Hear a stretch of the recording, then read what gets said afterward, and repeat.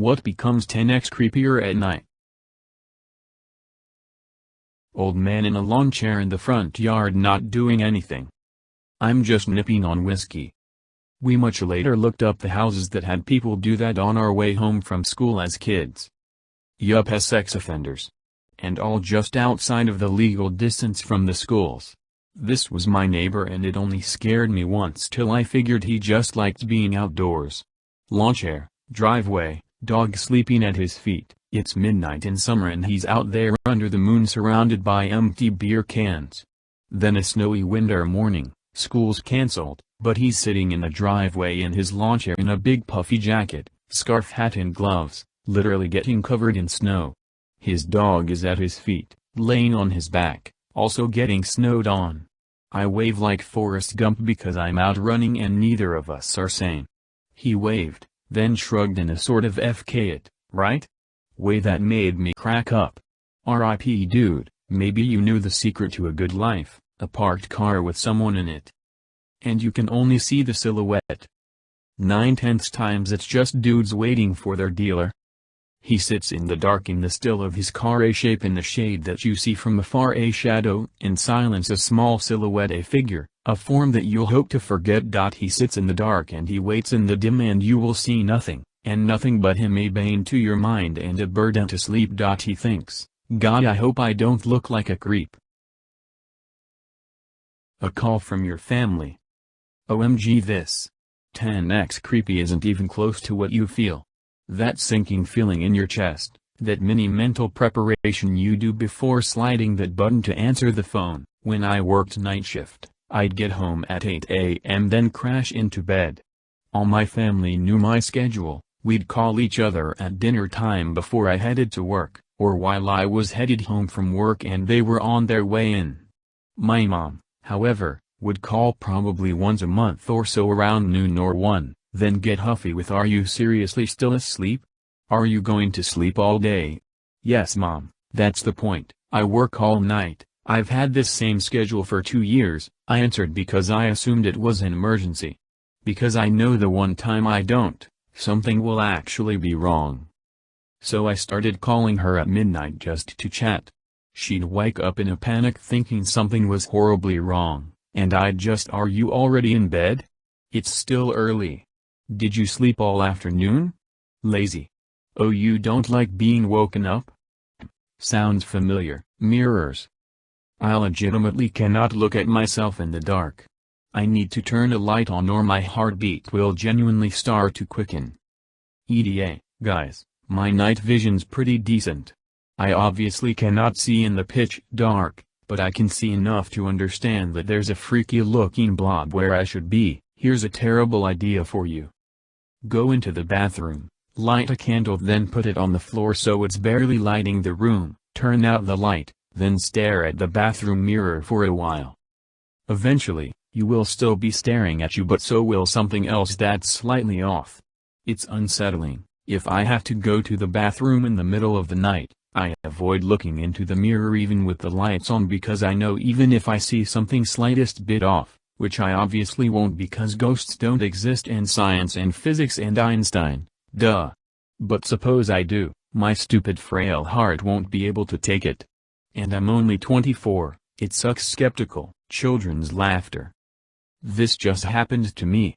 And not like an actual kid in the house. I had my phone connected to the Bluetooth speaker. I was watching an Insta story and just was clicking through. The baby went for a laugh, but I was expecting it to come through the phone, but as it was connected to speaker it was loud and weird. When it played I thought someone was talking, maybe fell from the stairs. Dude, I got so scared. Also, a old lady stays upstairs. I basically sprinted out of the door ready to dial 911 and then realized it was a damn fooing baby laughter. One time I went into my daughter's room in the morning, it was still dark, and she was just standing in the middle of the room, hair hanging in her face. Then she started cackling. Thanks for the heart attack, 6-year-old. Or little children holding dolls and standing in a particular distance staring at you, or any lady with long hair and a white dress. It was technically morning, but it was still pitch black, so I'm going to say it still counts. Years ago I was driving to school in the morning, cornfields on either side with fog so thick you could barely see. As I was coming around a curve in the road I saw something that looked like it was dragging itself across the road by its arms. It was f***ing terrifying and I floored it to get the heck out of there.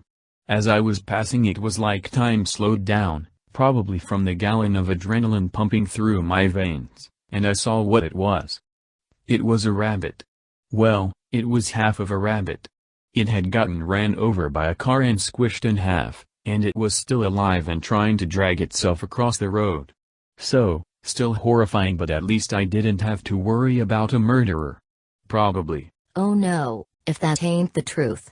My family and I go to this campground in Pennsylvania during the summer and it's built around Amish farmland. They have corn stalks and every time I walk out in the night to pee, I have to hurry because I feel like someone is going to come out through there. I went to a very rural high school and often I worked stay past dark for rehearsal. I was in theater. Whenever the corn was high we had a rule, do not ever stop, and if you hit something vaguely humanoid, keep driving before it gets you. I work at 4 a.m. so when I walk to my car it's still night basically. Once in a while a person is walking down the sidewalk, alone and I can only see them under the street lights. 1000x creepier at night. I ran into this a couple nights ago when I was stargazing while sitting on the back of my car. I hear footsteps and the guy had a flashlight. I slowly started to make my way to the front door before I realized it was just a neighbor I knew walking his dog. In pitch darkness. Whatever you're into I guess, but I nearly had a heart attack. One night several years ago I played the most sinister prank. Everyone was getting ready for bed and while my brother was still in the bathroom brushing his teeth, I went into his room and slipped into his closet.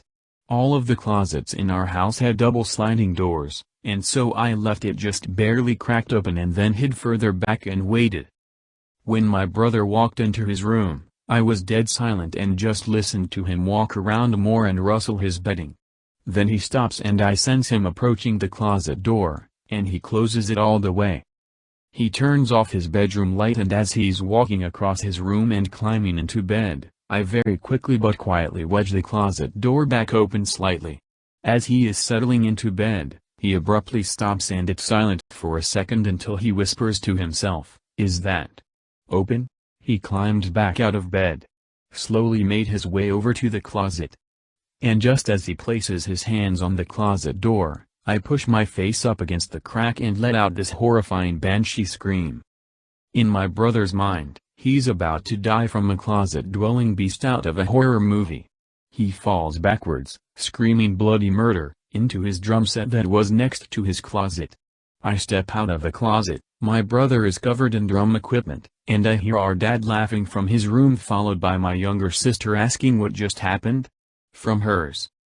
Never trust the slight opening in the bedroom closet. There's an elderly woman down the road who will often stand outside and call for her cat to come home, sometimes for a few minutes, sometimes hours. However long it takes the cat to come. In the daytime, it's just laughable. But at night, she's a gown-wearing silhouette under the street light, calling some name like something out of an urban legend, and it's horrifying.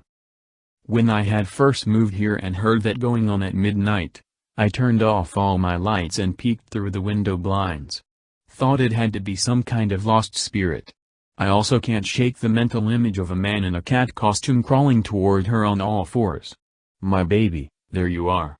You feel your blanket fall off your bed. It feels like something is pulling it down every time I feel it happening. Scares me shitless. You laugh nervously and pull the blanket back. It seems to be falling again.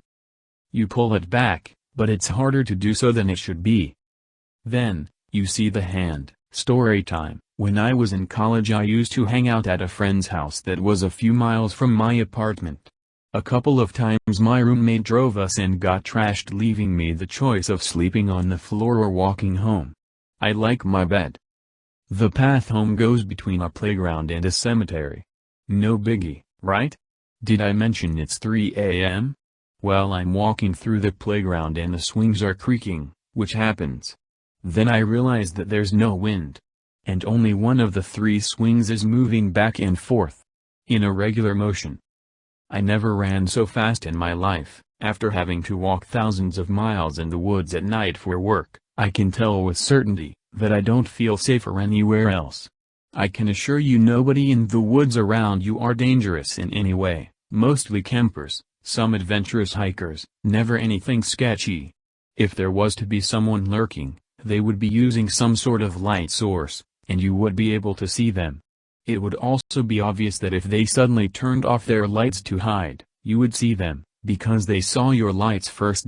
Woods. The only experience that I've had that I was genuinely afraid for my life, was a massive cougar snuck up on me. The only reason I turned in time was because I heard the running.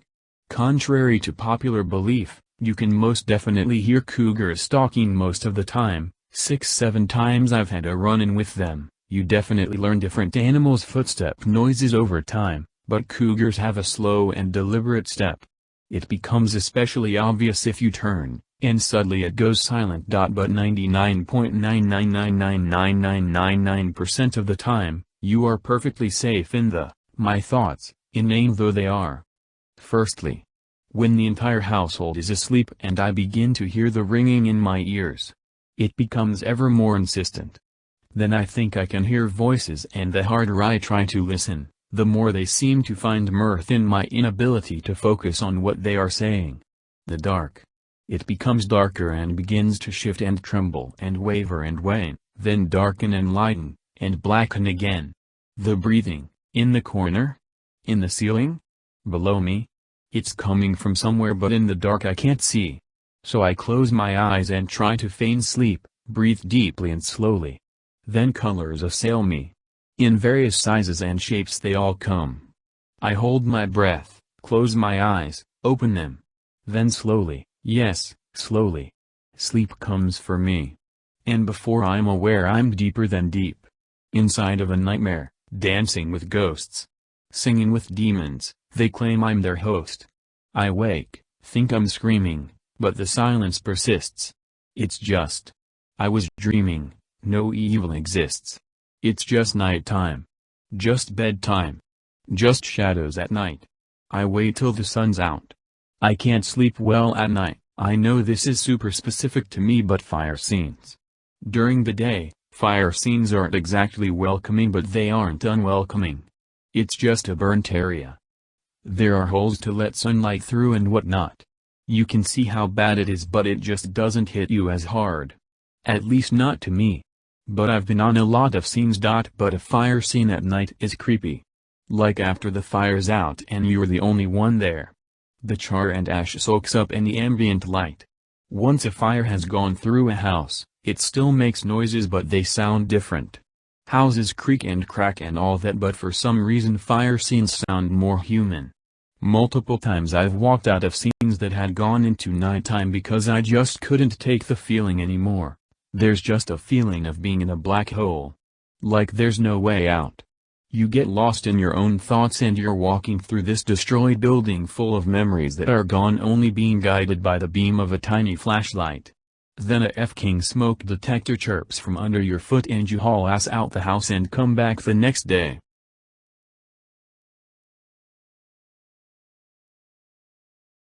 Check out our other videos and subscribe, and leave your suggestions and experiences in the comments below. Have a great day.